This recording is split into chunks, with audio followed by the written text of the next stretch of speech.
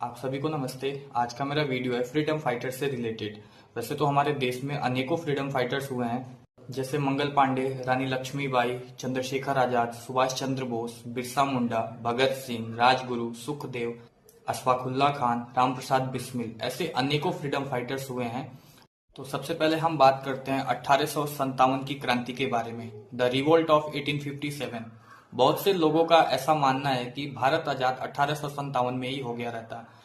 हमें 1857 में अंग्रेजों से आजादी नहीं मिल पाई। इसके बहुत सारे कारण हो सकते हैं, पर उनमें से एक मुख्य कारण ये भी था कि जैसे सभी भारत के योद्धा डिसाइड करते थे कि इस दिन या इस तारीख को हम अंग्रेजी हुकूमत के खिलाफ विद्रोह करेंगे, लड़ाई लड़ेंगे, और ये मैसेज भारत के हर कोने में हर योद्धा के पास पहुंचना होता था।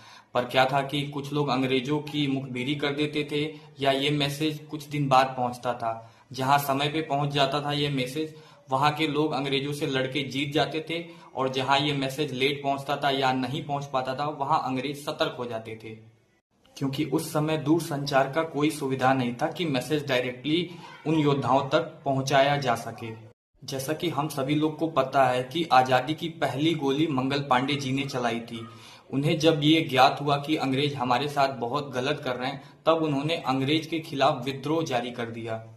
वैसे ही कुछ वीर योद्धा आजादी के समय हुए और हमें आजादी दिलाने से पहले वीर गति को प्राप्त हुए। आज जो कुछ भी हम लोग चैन सुकून से भारत में कर पा रहे हैं, जी पा रहे हैं, खा पा रहे हैं, वो उन्हीं लोगों की बदौलत है।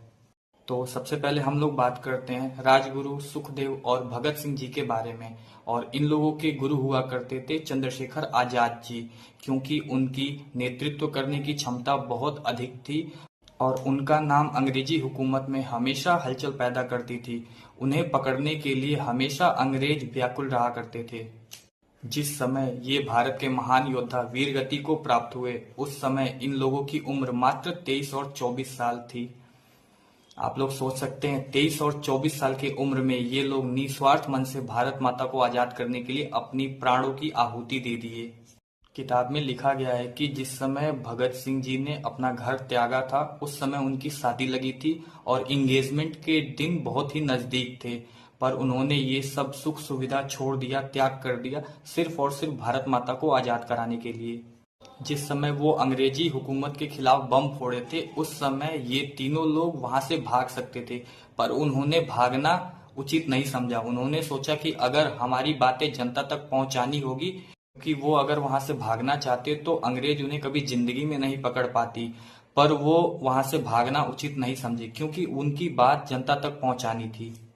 इसलिए भगत सिंह, राजगुरु और सुखदेव ने अपने आप को गिरफ्तार करवाया। एक बार की बात है, जब भगत सिंह, राजगुरु और सुखदेव जी की वार्तालाप हो रही थी चंद्रशेखर आजाद जी से, तो चंद्रशेखर आजाद जी ने बोला था भगत सिंह जी के साथ कौन जाएगा, तो राजगुरु बहुत उतावले होके कहते हैं भगत के साथ मैं जाऊंगा। तो चंद्रशेखर आजाद जी कहते हैं कि तुझे तो इंग्लिश भी नहीं आती, तू बोलेगा कैसे। कहते हैं कि जो भी भगत सिंह मुझे पन्ने पे लिख के देंगे वो मैं बोल लूंगा।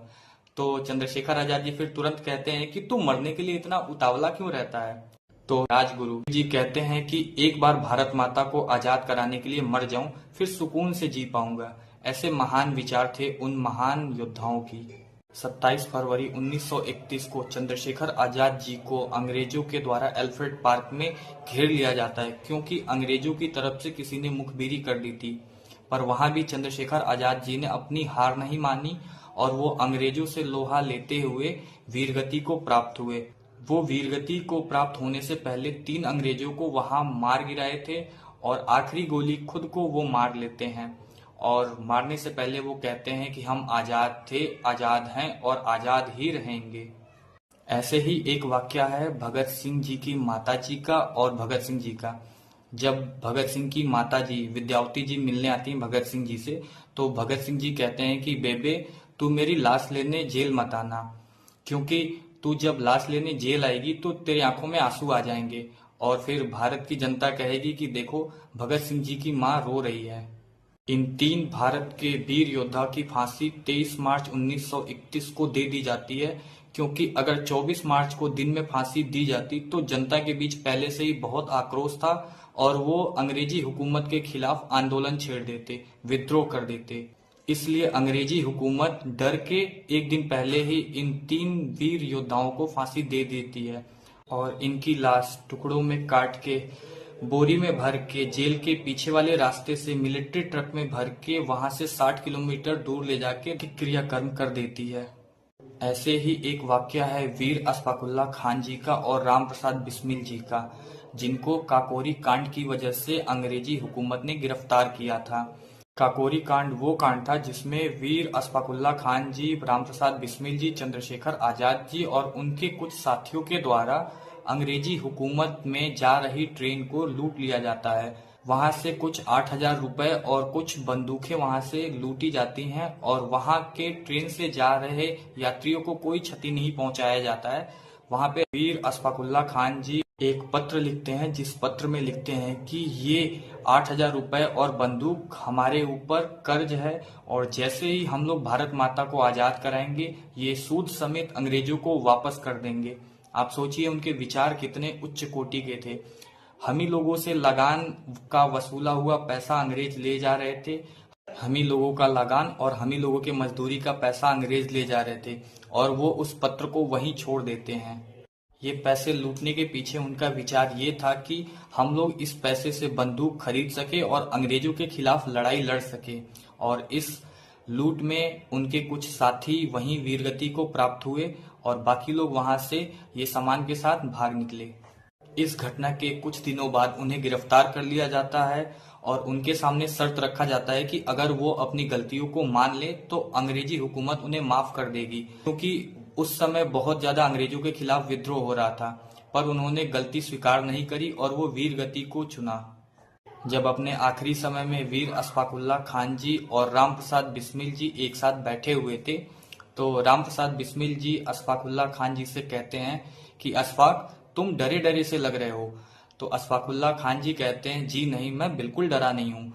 तो राम प्रसाद बिस्मिल जी कहते हैं, पर तुम्हारे चेहरे पे ऐसी सिकन तो हमने कभी नहीं देखी। तो अशफाकुल्ला खान जी बोलते हैं कि मैं बहुत सोच में हूँ। आपके धर्म में तो पुनर्जन्म का विश्वास रहता है, पर मैं तो मुसलमान हूँ, मेरे धर्म में तो पुनर्जन्म का कोई ऐसा संदर्भ नहीं। आप लोग तो हमेशा पुनर्जन्म में विश्वास रखते हैं और आप लोग हमेशा कहते रहते हैं कि हे भारत माता, हमें एक मौका और देना कि हम अगले जन्म में आके आपको आजाद करा पाएं। पर मेरा धर्म तो पुनर्जन्म में विश्वास नहीं रखता। फिर भी अगर मैं वीर गति को प्राप्त होता हूँ और अल्लाह ताला से मिलता हूँ तो मैं सिर्फ और सिर्फ उनसे एक ही मुराद मांगूंगा कि मुझे भी एक दूसरा जन्म दे जिसमें मैं भारत माता को आजाद करा पाऊं। ऐसे उन लोग के शब्द थे। और फिर से वीर अशफाकुल्ला खान जी को फैजाबाद जेल में फांसी दे दी जाती है और राम प्रसाद बिस्मिल जी को गोरखपुर जेल में फांसी दे दी जाती है। ऐसे वीर महान योद्धा और स्वतंत्रता सेनानियों को मैं सैल्यूट करता हूं, जिसकी वजह से हम लोग आजाद हो पाए। ये वीर महान स्वतंत्रता सेनानी अपने घर परिवार की, अपने भविष्य की चिंता न करते हुए देश की, भारत माता की और हम सबों की भविष्य के लिए अपने आप को फांसी के फंदे से लटका लिया। एक और बात मैं आप लोग के सामने रखना चाहता हूँ।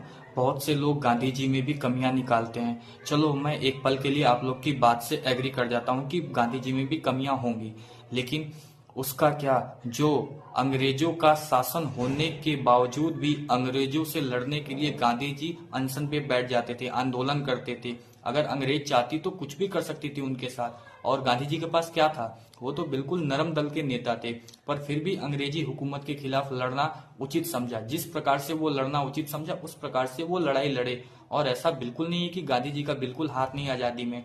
अगर आप लोग किताबें पढ़ोगे तो गांधी जी का बहुत योगदान रहा है भारत के आजादी के पीछे। तो मैं आज के युवाओं से विनती करता हूं कि वो अपने गांव के, अपने समाज के और अपने देश के लिए आगे आएं।